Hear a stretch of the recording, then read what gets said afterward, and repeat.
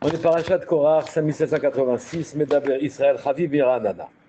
L'histoire de Korach est très difficile à comprendre. Vous savez que quand on dit Tzadik Katamar Yifrach, le Tzadik, comme le palmier, il va fleurir, il va grandir, oui. Les Sofet Evot, ça fait Korach. Tzadik, Katamar, Yifrach, Korach, Sofet Evot. Et donc, Korach était d'un niveau extrêmement élevé. On dit de lui qu'il était le troisième, derrière Moshe Rabbeinu et Aaron, qu'il était le troisième. Et donc, le fait qu'il soit rebellé contre Moshe Rabbeinu en disant c'est trop, vous prenez toutes les responsabilités, tous les honneurs, tous les pouvoirs, vous les prenez, c'est trop. C'est trop.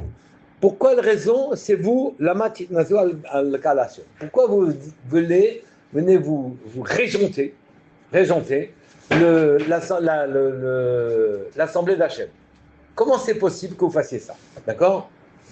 Et il a monté, il a trouvé un appui auprès de 250 criés Moed.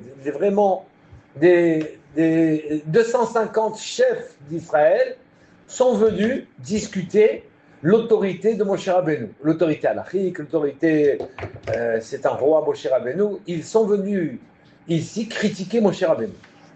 Mais comment est-ce possible de critiquer Moshe Rabbeinu? Ils ont vu que Moshe Rabbeinu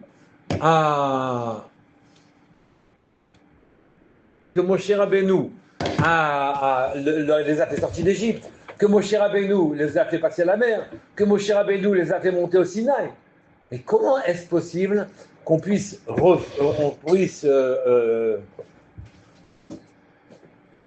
ne pas accepter l'autorité de Moshe Rabbeinu?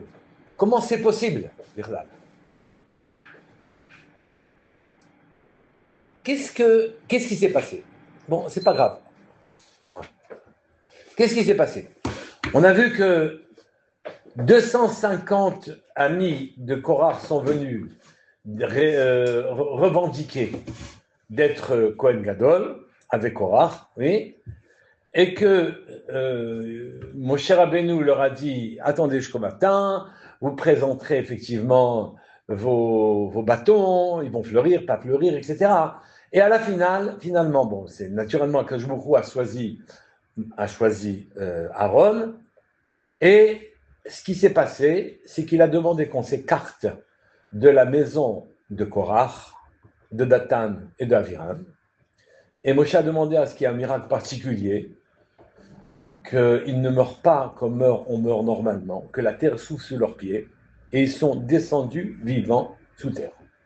Ils sont morts, enfin ils sont pas morts, ils sont descendus vivants sous terre.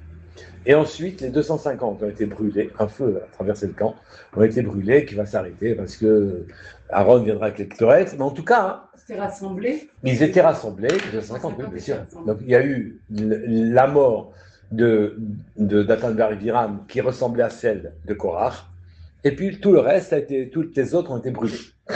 Mais ce qu'on ne comprend pas, c'est après avoir vu des miracles invraisemblables, après avoir vu des choses qui sortent de la nature totalement, comment des gens de la dimension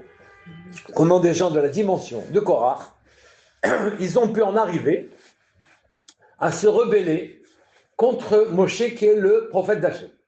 Alors, qu'est-ce que Korach disait? Il a essayé de ridiculiser Moshe Rabbeinu. Et il a dit, écoute Moshe Rabbeinu, je vais te poser une question simple. Une maison qui est pleine de Sifrei Torah. Oui, et donc il y a toutes les parachutes de la Torah. Est-ce qu'elle a besoin encore de des mezuzot? Dans la mezuzah, c'est qu'un fragment de parchemin avec même pas toutes les parachutes du Kirachema. Oui, et elle protège la maison. Est-ce qu'une maison n'est pas protégée quand elle est pleine de Sifrei Torah? Et Moshe Rabbeinu dit non. Il faut mettre une mezuzah à chaque fois. Alors, il a dit, voyez, c'est Moshe Rabbeinu, qui, puisque c'est insensé ce qu'il dit, oui, c'est Moshe Rabbeinu, il nous donne des halachot de son propre chef à lui. Il a vendu des halachot. Oui, chas v'shalom. Il leur a dit, regardez, est-ce qu'un talit, il est yotsé, le vêtement aux quatre coins, il est yotsé quand à ces titiotes, on a un seul fil de trélette, d'azur. Oui. Alors à ce moment-là, pour quelle raison, oui, faut-il mettre un fil d'azur pour se rappeler la présence divine, c'est-à-dire l'azur, le trélette fait penser à la mer fait penser au ciel fait penser au Kisakavod, et donc je pense à Kadosh Baruch Hu, et donc je me souviens de mitzvot. D'accord? Alors, tu n'as qu'à faire le vêtement, le talit, entièrement en trélette. Oui.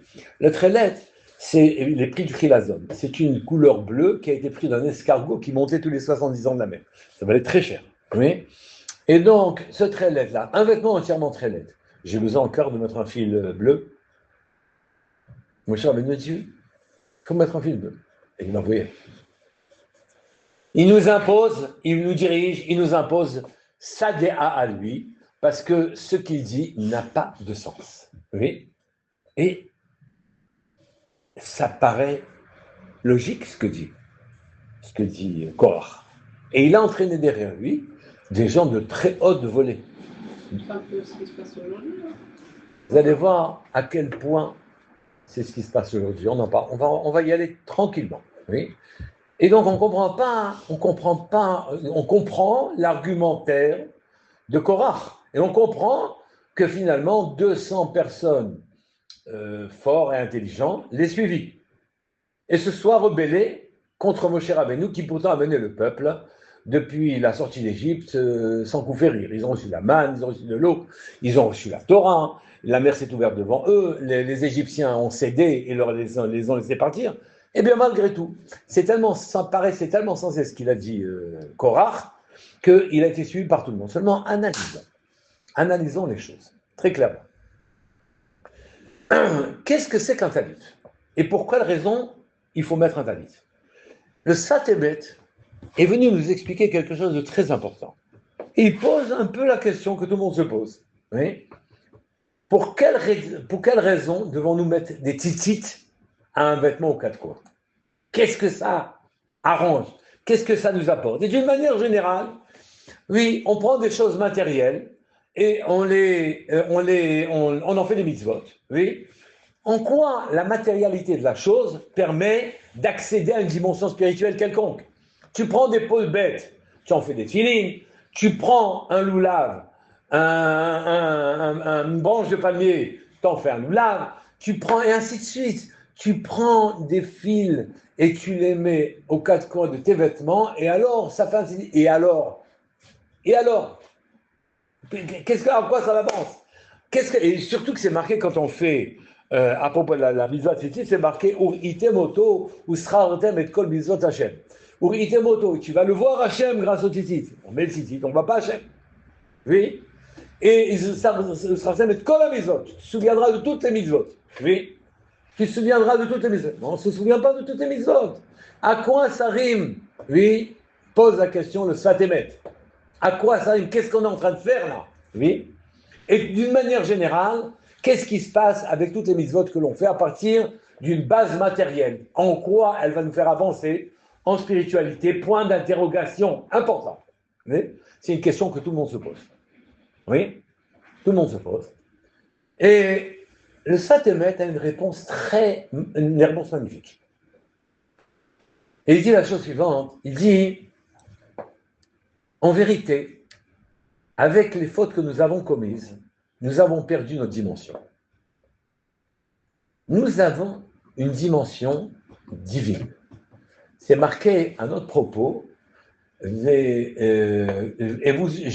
pas marqué, je serai pour vous un Dieu, liot lachem Elohim, c'est marqué liot lachem l'Elohim. Je serai pour vous pour que vous soyez divins, littéralement. Je reprends. Oui, c'est marqué liot lachem l'Elohim, pour être pour vous les Elohim, il y a un lamed de trop. Oui, on aurait dû marquer liot lachem Elohim. Je serai pour vous Dieu, c'est-à-dire je serai votre patron. C'est moi qui m'occupera de votre vie. Je vous donnerai tout ce dont vous avez besoin. Et le sol sous vos pieds, de l'air à respirer, de ciel sur votre tête, etc., du kavod, de la parnassa, tout. Vous voyez, c'est pas marqué ça. C'est marqué pour que je serai pour vous, pour que vous soyez les Elohim, vous-même des dieux. Vous-même que vous ayez une dimension divine. Oui. Et effectivement, nous avions et nous avons en potentiel une dimension extrêmement élevée. Et la raison pour laquelle nous avons des mitzvot, c'est que nous avons perdu cette dimension. Cette dimension est perdue. Elle n'est perdue de nous, mais les racines de cette dimension sont en nous. Chacun de nos membres est un support d'une élévation spirituelle. Nous avons 613 membres, 365 liaisons nerveuses et 248 membres, oui, qui correspondent aux 365 interdits de la Torah et aux 248 mitzvot assez, oui, et chacun de nos membres est animé par une mitzvah. Chacun de nos membres est animé par une mitzvah. Et donc, effectivement, les racines de toutes les mitzvot sont en nous, d'une manière générale. Elles sont simplement endormies. Et avec les mitzvot ma'asiot, avec le ma'aseh, je réveille la racine de la mitzvah. Je réveille la racine de la mitzvah. Et donc, effectivement, mes racines se réveillent et je vois toutes les mitzvot. Oui, ou srartem et la mitzvot. C'est-à-dire, pas au srartem, tu t'en souviens au souvenir, oui, mais au srartem, ça se mentionne dans ton être toutes ces mitzvot. Je m'explique. Et il explique, dans l'essence. Et il dit en vérité, nous avons un corps spirituel et un corps matériel. Le corps matériel est un ersatz de notre corps spirituel. Le corps matériel, nous l'avons malheureusement acquis avec nos péchés.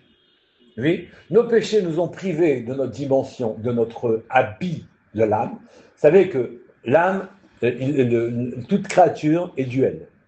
Elle est deux. Oui, elle a une âme et une couverture d'âme, un habit de l'âme. Oui, elle a une âme et un corps. Et il n'y a que Hachem qui est un. Et donc, quand une personne remonte après ses 120 ans, son âme, elle monte, mais elle ne va pas rester unique. Elle est enveloppée d'une enveloppe. Cette enveloppe, c'est le corps spirituel dont je vous parle. Et cette enveloppe, elle a une aptitude à la spiritualité que nous avons acquise, que nous avons réveillée avec les 613 mitzvot. Donc, toutes les mitzvot des Oraïta et des Rabbanan que nous faisons sont de nature à réveiller notre corps spirituel. Et c'est à ça que fait allusion le talit. Que je vous redis, vous avez un vêtement à votre âme. Vous avez un vêtement à votre âme. Oui. Ce vêtement, il est aujourd'hui inopérant.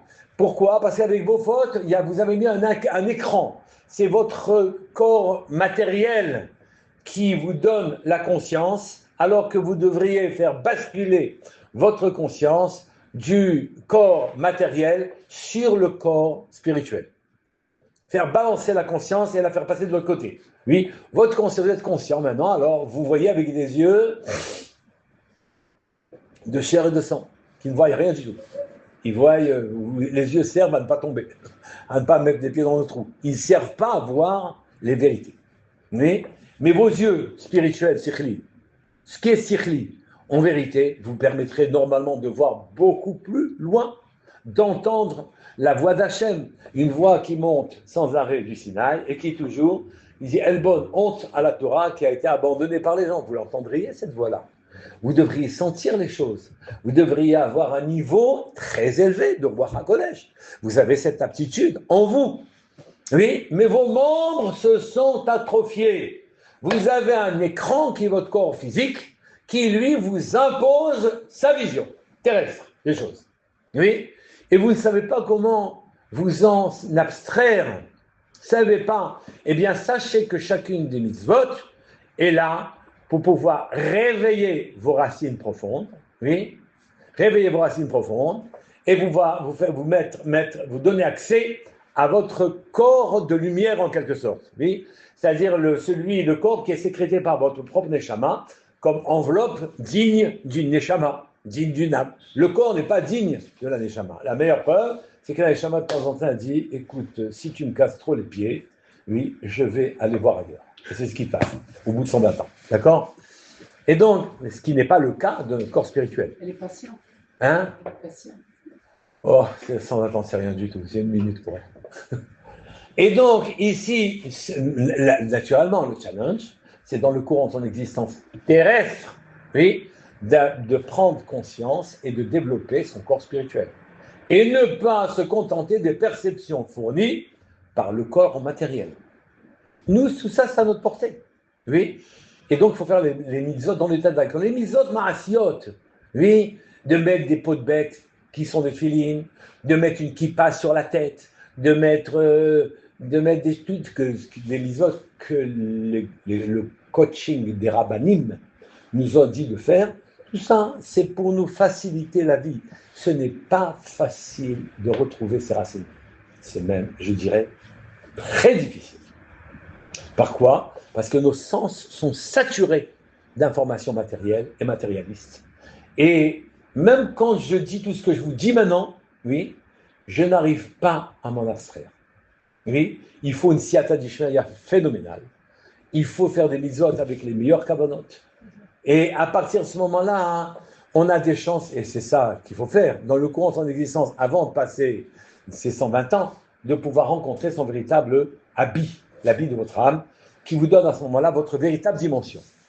Et donc, le talit, vous comprenez que c'est là, et les mezuzot, comme là, c'est le débat, c'est le grand débat.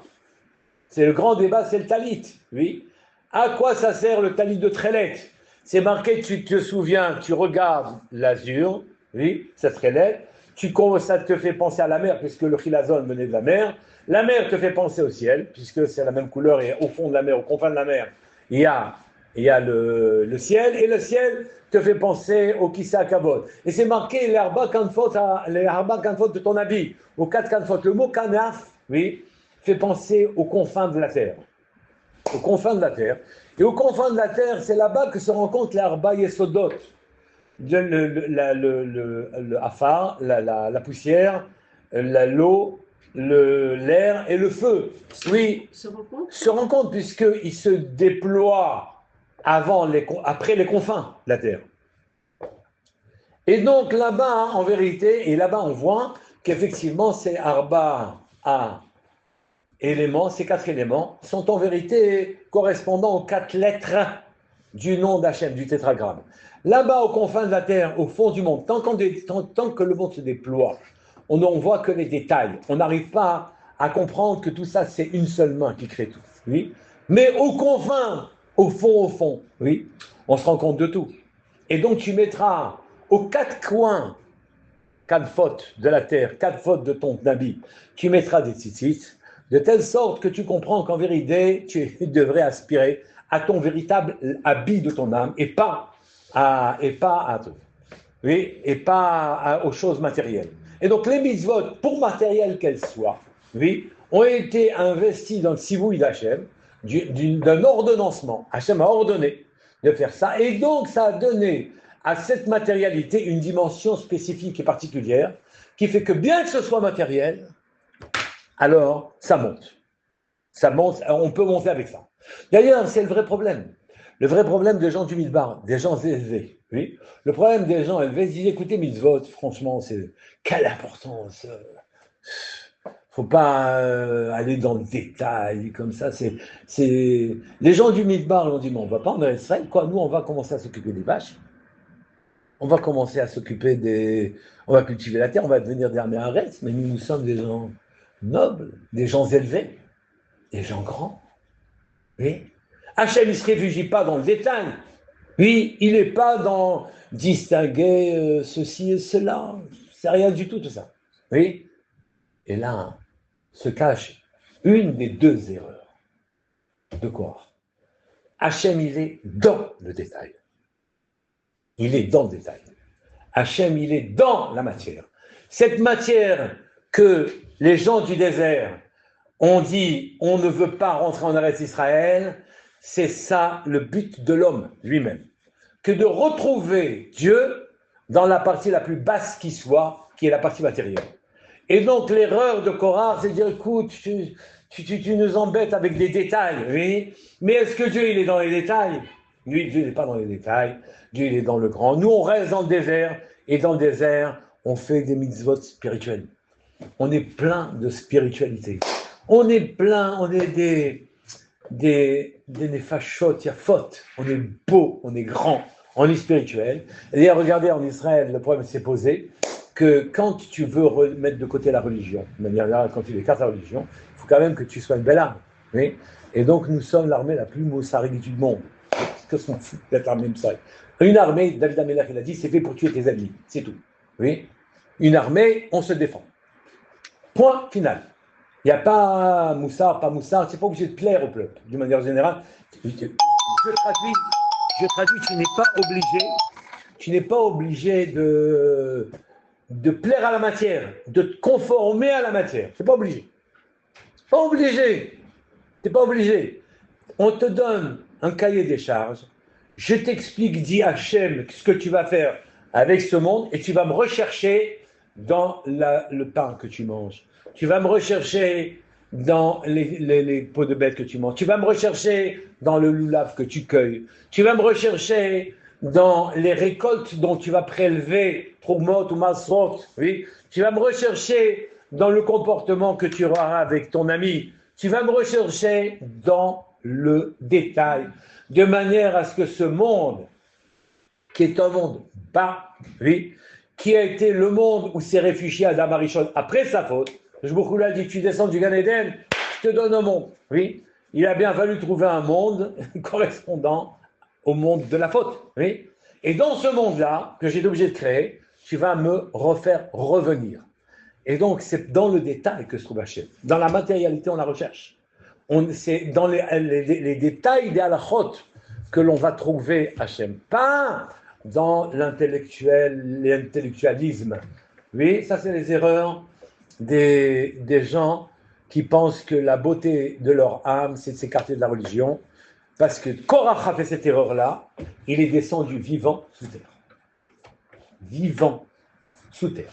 Est-ce que ça, c'était la réplique d'Hachem pour donner force à Moshe de par la marloquette, qui c'était une marloquette entre Moshe et Korach? Et on a vu des marloquotes dans les Rishonim, dans les Acharonim, on a vu des marloquotes. Entre Rabbanim, ils n'étaient pas d'accord sur le même point de vue. Non, ils ne sont pas d'accord sur une halakha. Ici, mais une marloquette qui va durer, parce qu'on a une fragmentation sur une compréhension de halakha, elle va durer tous les temps, jusqu'à temps qu'il vienne Mashiach. Mais le truc avec Korach, c'est une dispute de personnes. Elle va disparaître avec les personnes en question. Korach a disparu, la somme était finie, sa marloquette.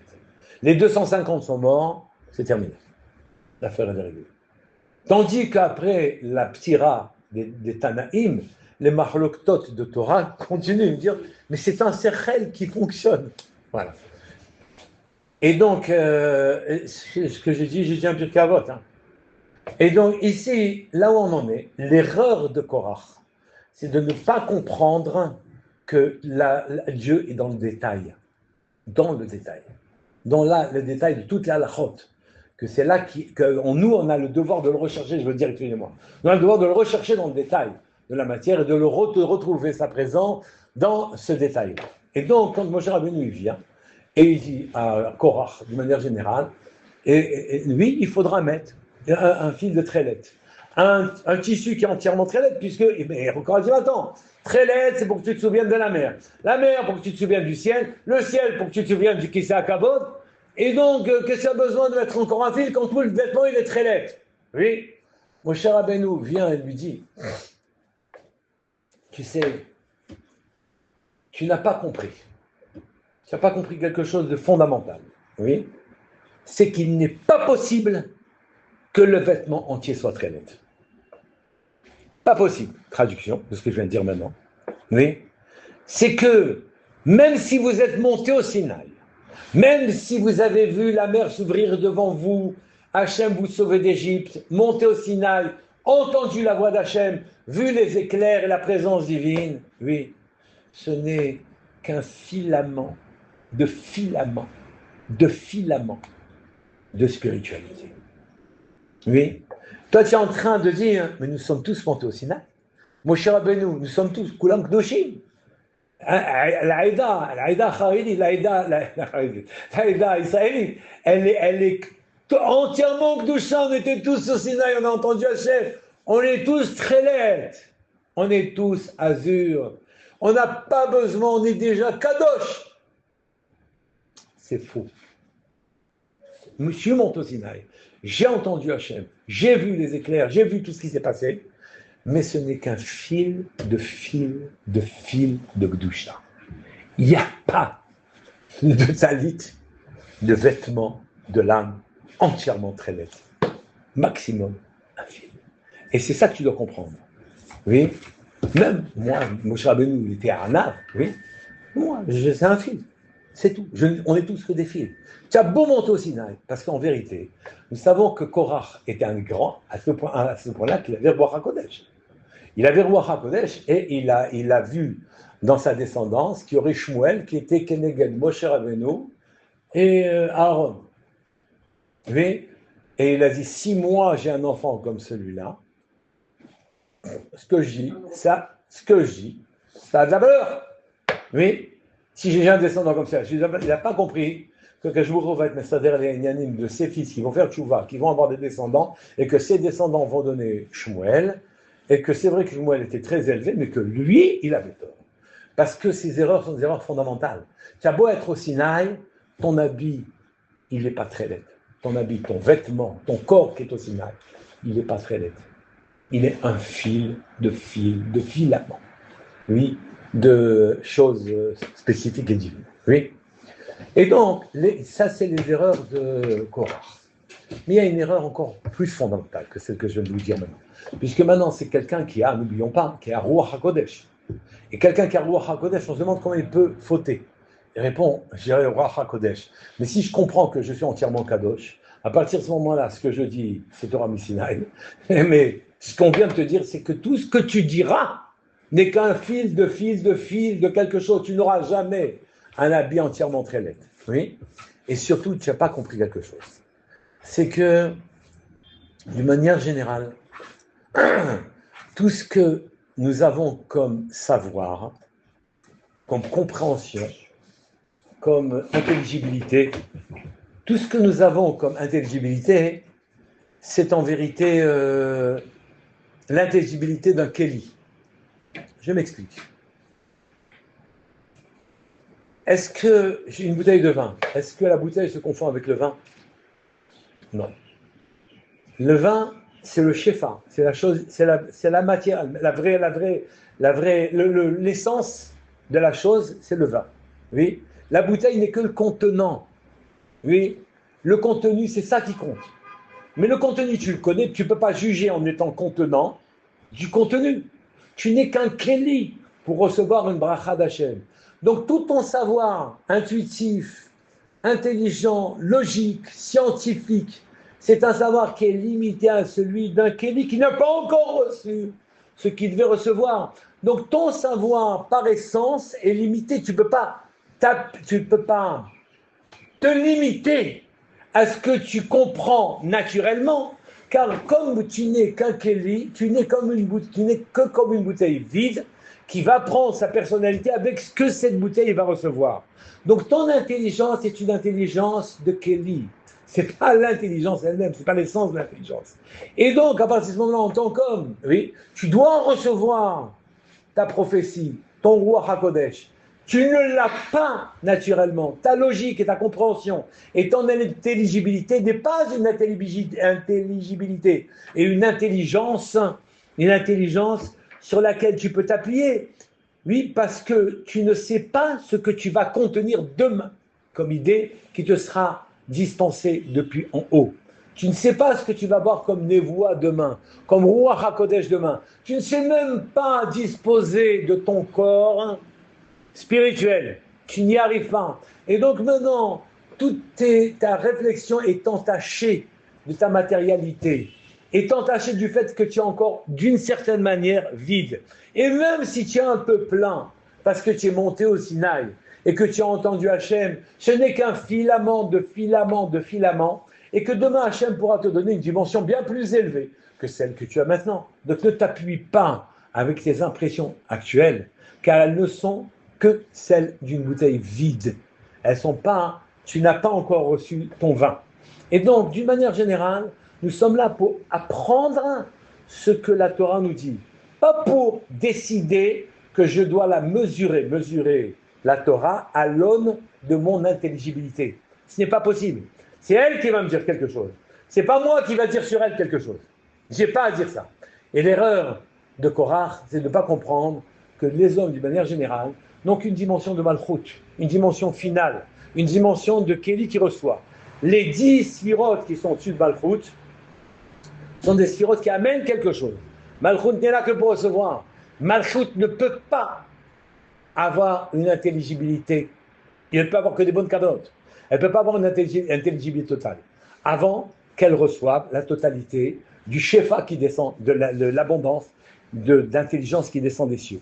Et ça, c'est l'erreur de Korach. Il est venu, en tant que Kéli, imposer, comme si c'est la bouteille qui commande le liquide qu'elle contient. Ça, c'est insensé. Et Moshe Rabbeinu, donc, a dit, stop, Korach. Ici, il faut qu'on fasse confiance à la Torah. Et donc, tu vas mourir de manière totalement anormale pour qu'il soit bien clair, oui, que ta compréhension, qui pourtant apparaissait comme très logique, oui, que ta compréhension logique n'est qu'une compréhension de quelqu'un qui reçoit et qui attend de recevoir, pas quelqu'un qui a reçu. Voilà.